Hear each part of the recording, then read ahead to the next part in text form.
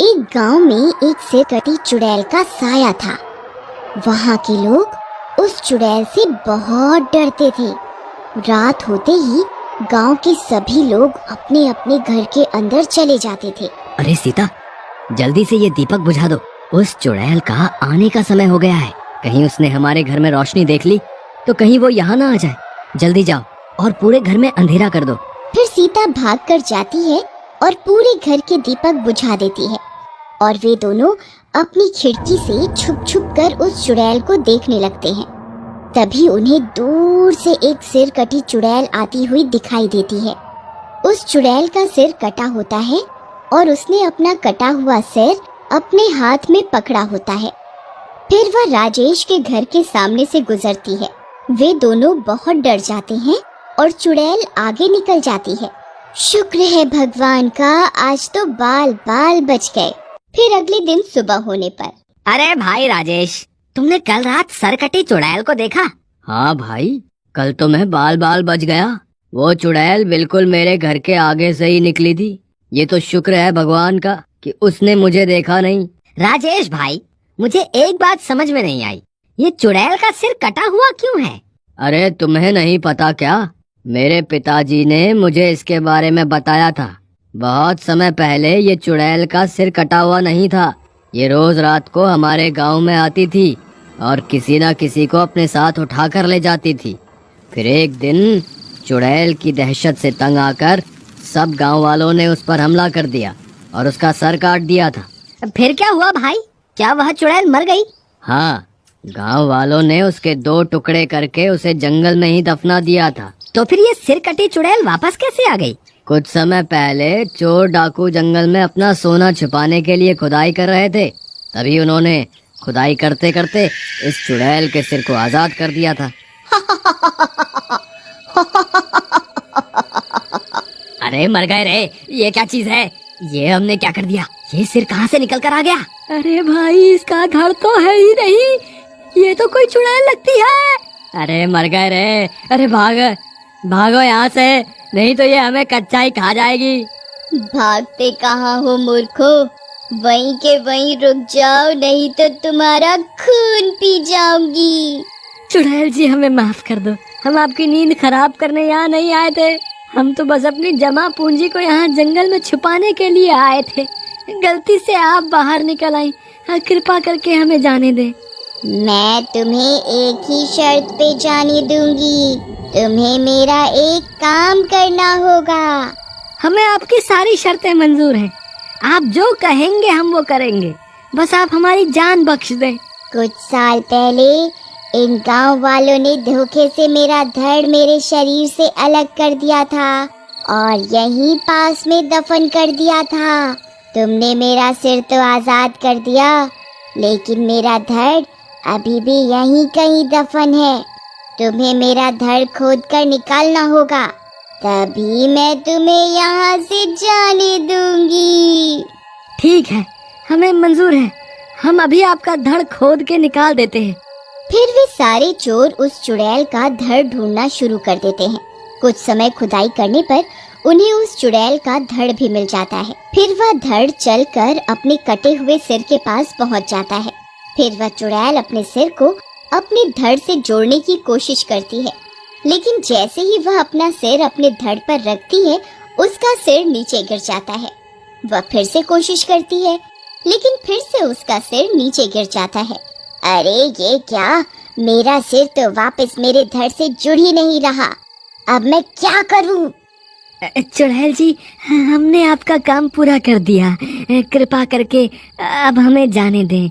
इतना बोलकर वे सारे चोर डाकू वहाँ से दुम दबाकर भाग जाते हैं।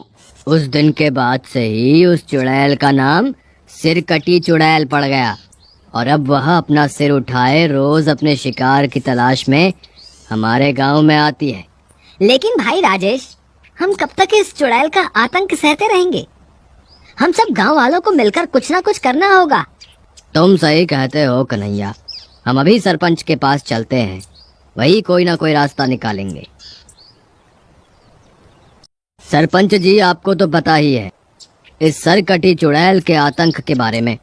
मुझे लगता है अब वक्त आ गया है हम सबको मिलकर इस सिरकटी चुड़ैल का सामना करना ही होगा, नहीं तो हमारे बच्चे दिन में भी घर से बाहर निकलने में डरने लगेंगे। तुम सही कहते हो राजेश, लेकिन हम उस चुड़ैल का सामना कैसे करें? हमें इस चुड़ैल से निपटने के लिए किसी तपस्वी साधु की मदद की आवश्यकता पड़ेगी। मैंने एक तपस्वी को जंगल में तपस्या करते हुए देखा है, क्यों ना हम सब मिलकर उनसे मदद मांगने चलें?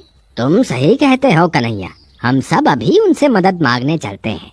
फिर वे सब मिलकर जंगल की ओर उस तपस्वी साधु की तलाश में निकल पड़ते हैं। कुछ देर चलने पर शाम हो जाती है। तभी अंधेरा हो जाता है और डरावनी डरावनी आवाजें आने लगती हैं।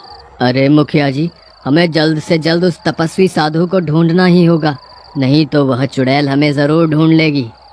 माँ, बाहर अंधेरा हो गया, लेकिन बाबा अभी तक घर क्यों नहीं आए? पता नहीं बेटा, तेरे बाबा रोज अंधेरा होने से पहले घर आ जाते थे, पता नहीं आज क्यों नहीं आए। फिर वे दोनों भी हाथ में मशाल लिए जंगल की ओर चल देते हैं। वहीं दूसरी तरफ वे सब डरते डरते तपस्वी साधु की तलाश में जंगल में आगे बढ़ते जाते हैं। तभी अचानक चुड़ैल उनके सामने आकर खड़ी हो जाती है। अरे मर गए रे, वो देखो सामने क्या है, ये तो वही सिरकटी चुड़ैल है। हे भगवान मुझे बचाओ, अब मेरा क्या होगा? हे चुड़ैल जी, ये सरपंच हम सब में सबसे मोटा ताजा है, आप इसे खा लो और हमें जाने दो। तेरा दिमाग खराब हो गया है क्या, जो मुझे बलि का बकरा बना रहा है? मैं तुम सबको खा जाऊंगी। मैं बहुत दिनों से भूखी हूँ, मैं किसी को नहीं छोड़ूंगी। अरे भागो रे, ये तो सबको खाने की बात कर रही है, सब अपनी अपनी जान बचा के भागो। फिर वे भागते भागते गुफा के अंदर घुस जाते हैं। अरे बच गए रे, बाल बाल बच गए। लगता है उस चुड़ैल ने हमें गुफा के अंदर जाते हुए नहीं देखा। चलो गुफा के और अंदर चलते हैं। फिर वे सब गुफा के अंदर बढ़ने लगते हैं। हे साधु महाराज, हमें आपकी मदद की आवश्यकता है। तुम सब कौन हो और तुम सब इतने घबराए हुए क्यों हो? हे साधु महाराज, हम जिस गांव से आए हैं उस गांव के ऊपर सिरकटी चुड़ैल का साया है। हम उस चुड़ैल से मुक्ति पाने के लिए आपके पास आए हैं। अब आप ही हमें कोई रास्ता दिखाएं जिससे हम उस चुड़ैल का सामना कर सकें। मैं जानता हूँ उस सिरकटी चुड़ैल के बारे में। कुछ समय पहले गांव वालों ने उसके 2 टुकड़े करके उसे दफन कर दिया था, लेकिन वह उसकी जान नहीं ले पाए क्योंकि वह चुड़ैल श्रापित है। तुम चाहकर भी उसे मार नहीं सकते। साधु महाराज, अगर हम उसे मार नहीं सकते तो कोई और उपाय बताइए जिससे हमें उस चुड़ैल से छुटकारा मिल सके। वह चुड़ैल अपना सिर लेकर घूम रही है। अगर कोई पवित्र आत्मा उसका सर उसके धड़ से जोड़ दे तो वह श्राप मुक्त हो जाएगी, तभी उसे इस श्राप से मुक्ति मिल पाएगी। लेकिन साधु बाबा, अब हम पवित्र आत्मा को कहाँ ढूंढें? पवित्र आत्मा हर उस शख्स में वास करती है जिसने कभी किसी के साथ छल कपट ना किया हो और जिंदगी में कोई गलत काम ना किया हो। साधु बाबा, मुझे नहीं लगता कि हमारे पूरे गांव में ऐसा कोई व्यक्ति होगा जिसने कभी झूठ ना बोला हो या कोई छल कपट ना किया हो। अरे भाई राजेश, क्या तुम्हें मैं दिखाई नहीं दे रहा? मुझे लगता है मेरी आत्मा पवित्र है। भाई कन्हैया, जब चुड़ैल को मुझे खाने के लिए बोल रहे थे तब तुम्हारी पवित्र आत्मा कहाँ चली गई थी? हमें कोशिश तो करनी ही होगी, नहीं तो हमें कभी भी इस चुड़ैल से मुक्ति नहीं मिल पाएगी। चलो फिर देर किस बात की, अभी चलकर उस चुड़ैल का सामना करते हैं। फिर वे सब गुफा से बाहर निकलते हैं। राजेश, तुम चुड़ैल को पुकारो, मैं उस पेड़ के पास जाकर छुप जाता हूँ। वो जैसे ही तुम्हारे सामने आएगी, मैं पीछे से जाकर मैं उसका सर उससे छुड़ाकर उसके धड़ पर रख दूंगा। फिर कन्हैया भाग कर जाता है और पेड़ के पीछे छुप जाता है। चुड़ैल, कहाँ हो तुम? देखो, हम तुम्हारे ही इंतजार में यहाँ खड़े हैं। अगर हिम्मत है तो हमारे सामने आके दिखाओ। तभी चुड़ैल वहाँ पहुँच जाती है। वे सब लोग डर जाते हैं। तभी कन्हैया पेड़ के पीछे से निकलता है और चुड़ैल का सिर उसके हाथों से छुड़ाकर उसकी धड़ पर रख देता है, लेकिन सिर वापस जमीन पर गिर जाता है। ए, कौन है तू? तेरी इतनी हिम्मत? अरे मर गए रे, भागो। मैंने तो पहले ही कहा था इसकी आत्मा पवित्र नहीं है। अब क्या करें सरपंच जी, मुझे लगता है अब आपको जाना चाहिए। नहीं नहीं, मैं नहीं जाऊंगा। तभी वह चुड़ैल उन पर हमला कर देती है। राजेश गिर जाता है और चुड़ैल अपने पंजों से राजेश पर हमला करने ही वाली होती है कि पीछे से उसका बेटा आता है और चुड़ैल का सिर उसके धड़ पर रख देता है और इस बार उसका सिर जमीन पर नहीं गिरता।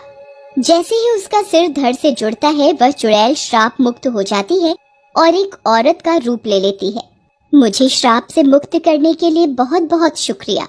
लोग सही कहते हैं, बच्चे सच में भगवान का ही रूप होते हैं।